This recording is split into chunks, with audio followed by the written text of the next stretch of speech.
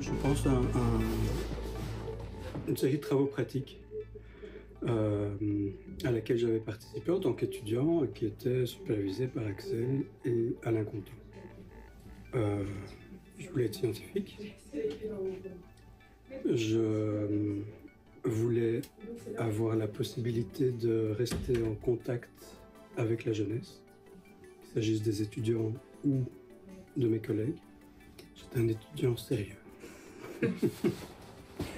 Donc j'allais au cours, presque à tous les cours, pas à tous les cours, mais presque à tous les cours, et j'essayais de me tenir à jour par rapport à la matière.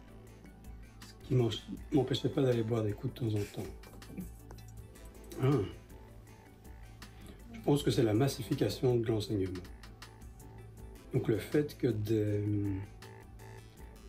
des cohortes atteignent à un certain moment un nombre d'étudiants tel qu'on n'a pas d'autre choix que de modifier profondément nos pratiques. On est obligé d'intégrer ces nouvelles réalités dans nos pratiques. Et donc le défi, c'est de à la fois garder le plaisir, ce qui n'est pas très compliqué, parce que en fait, les étudiants changent en nombre, mais je retrouve leur intérêt. Donc ça, c'est pas très compliqué, je dirais.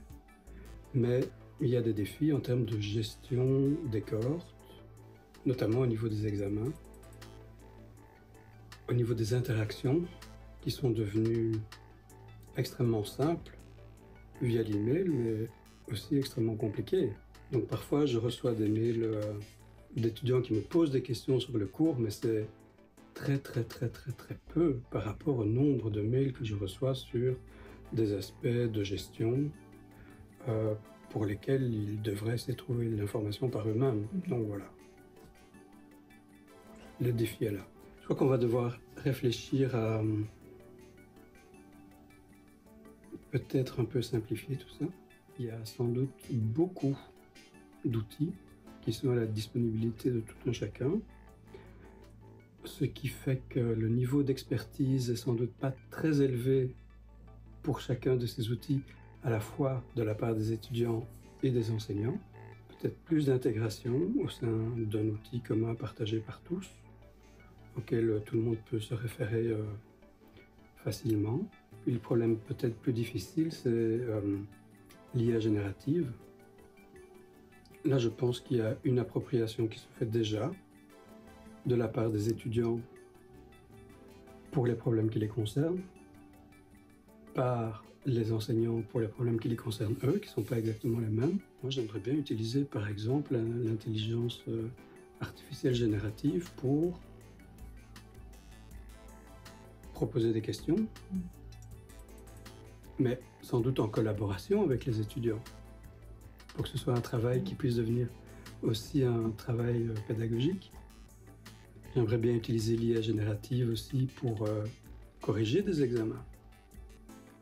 Est-ce qu'on peut utiliser l'IA générative pour corriger des questions ouvertes? Peut-être que là, il y a une source d'aide qui pourrait servir à améliorer la qualité des formations, puisque l'examen, ça fait partie de la formation, en essayant de pallier aux difficultés qu'on rencontre depuis quelques années suite à la massification du nombre d'étudiants. Alors, parmi les compétences que je peux partager, et je vais te montrer un document important, puisque